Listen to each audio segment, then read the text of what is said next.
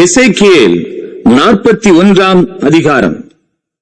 பின்பு அவர் என்னை தேவாலயத்திற்கு அழைத்துக் கொண்டு போய் தூண் ஆதாரங்களை இந்த புறத்தில் 6 முழ அகலமும் அந்த புறத்தில் 6 முழ அகலமுமாக அளந்தார்.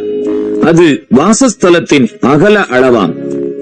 வாசல் நடையின் அகலம் 10 முழமும் வாசல் நடையின் பக்கங்கள் இந்த புறத்தில் 5 முழமும் அந்த புறத்தில் 5 முழமுமாயிருந்தது. அதன் நீளத்தை 40 முழமும் அகலத்தை 20 முழமுமாக அளந்தார். பின்பு அவர் உள்ளே போய் வாசல் நடையின் தூண் ஆதாரங்களை 2 முழமாகவும் வாசல் நடையை 6 முழமாகவும் வாசல் நடையின் அகலத்தை 7 முழமாகவும் அளந்தார். பின்பு அவர் தேவாலயத்தின் முன்புறத்திலே அதன் நீளத்தை 20 முழமாகவும் அதன் அகலத்தை 20 முழமாகவும் அளந்து என்னை நோக்கி, இது மகா பரிசுத்த ஸ்தலம் என்றார்.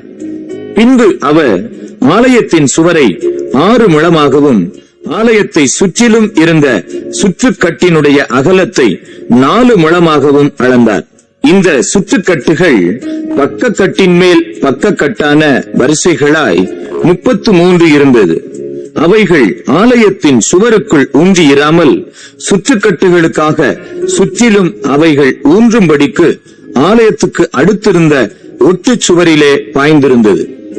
உயர உயர சுற்றிலும் சுற்றுக்கட்டுகளுக்கு அகலம் அதிகமாயிருந்தது. ஆலயத்தை சுற்றிலும் உயர உயர ஆலயத்தை சுற்றி சுற்றி அகலம் வர வர அதிகமாயிருந்தது. ஆதலால் இவ்விதமாய் கீழ்நிலையிலிருந்து நடுநிலை வழியாய் மேல்நிலைக்கு ஏறும் வழி இருந்தது. மாளிகைக்கு சுற்றிலும் இருந்த உயரத்தையும் பார்த்தேன். சுற்றுக்கட்டுகளின் அஸ்திபாரங்கள் 6 பெரிய முழங்கொண்ட ஒரு முழக்கோலின் உயரமாயிருந்தது. புறம்பே சுற்றுக்கட்டுக்கு இருந்த சுவரின் அகலம் 5 முழமாயிருந்தது. ஆலயத்துக்கு இருக்கும் சுற்றுக்கட்டுகளின் மாளிகையிலே வெறுமையாய் விட்டிருந்த இடங்களும் அப்படியே இருந்தது. ஆலயத்தை சுற்றிலும் அறை வீடுகளுக்கு நடுவாக இருந்த விசாலம் 20 முழமாயிருந்தது. சுற்றுக்கட்டினுடைய வாசல் நடைகள் வெறுமையாய் விட்டிருந்த இடங்களிலிருந்து ஒரு வாசல் நடை வடக்கேயும் ஒரு வாசல் நடை தெற்கேயும் இருந்தது. வெறுமையாய் விட்டிருந்த இடங்களின் விசாலம் சுற்றிலும் 5 முழமாயிருந்தது. மேற்றிசையிலே பிரத்யேகமான இடத்துக்கு முன்னிருந்த மாளிகை மட்டும் அகலம் 70 முழமும் மாளிகையினுடைய சுவரின் அகலம் சுற்றிலும் 5 முழமும் அதனுடைய நீளம் 90 முழமுமாயிருந்தது. அவர் ஆலயத்தை 100 முழ நீளமாகவும் பிரத்யேகமான இடத்தையும் மாளிகையையும் அதன் சுவர்களையும் 100 முழ நீளமாகவும் அளந்தார். ஆலயத்தின் முற்புறமும் கிழக்குக்கு எதிரான பிரத்யேகமான இடமும் இருந்த அகலம் 100 முழமாய் இருந்தது.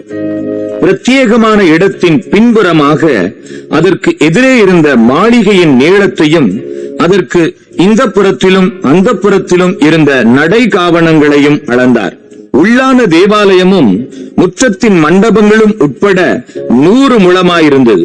வாசற்படிகளும் ஒடுக்கமான ஜன்னல்களும் 3 பக்கங்களில் சுற்றிலும் வாசல்களுக்கு எதிரான நடை காவணங்களும் சுற்றிலும் தரை துவக்கி ஜன்னல்கள் மட்டாக பலகை அடித்திருந்தது. ஜன்னல்கள் மூடப்பட்டிருந்தது. வாசலின் மேலே துவக்கி ஆலயத்தின் உட்புறமும் வெளிப்புறமும் சுற்றிலும் சுவரின் உட்புறமும் வெளிப்புறமும் எல்லாம் அளவிட்டிருந்தது. கேருபீன்களும் பேரிச்ச மரங்களும் சித்தரிக்கப்பட்டிருந்தது. கேருபீனுக்கும் நடுவாக ஒவ்வொரு பேரிச்ச மரம் இருந்தது. ஒவ்வொரு கேருபீனுக்கும் 2 முகங்கள் இருந்தது. பேரிச்ச மரத்துக்கு இந்த அண்டையில் மனுஷ முகமும் பேரிச்ச மரத்துக்கு அந்த அண்டையில் சிங்க முகமும் இருந்தது. இப்படியே ஆலயத்தை சுற்றிலும் செய்திருந்தது.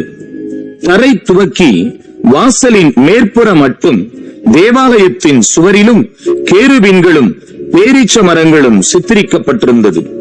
தேவாலயத்தின் கதவு நிலைகள் சதுரமும் பரிசுத்த ஸ்தலத்தினுடைய முகப்பின் உருவம் அந்த உருவத்துக்கு சரியுமாயிருந்தது. மரத்தினால் செய்யப்பட்ட பலிபீடத்தின் உயரம் 3 முழமும் அதன் நீளம் 2 முழமுமாயிருந்தது. அதன் கோடிகளும் அதன் விளிம்புகளும் அதன் பக்கங்களும் மரத்தினால் செய்யப்பட்டிருந்தது. அவர் என்னை நோக்கி, இது கர்த்தருடைய சந்நிதியில் இருக்கிற பீடம் என்றார்.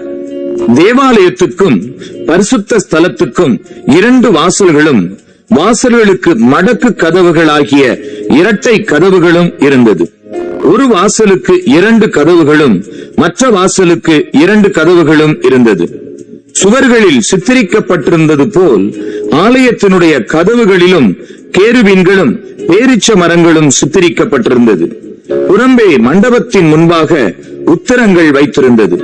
மண்டபத்தின் பக்கங்களில் இந்த புறத்திலும் அந்த புறத்திலும் ஆலயத்தின் சுற்றுக்கட்டுகளிலும் ஒடுக்கமான ஜன்னல்களும் சித்தரிக்கப்பட்ட பேரீச்ச மரங்களும் உத்தரங்களும் இருந்தது.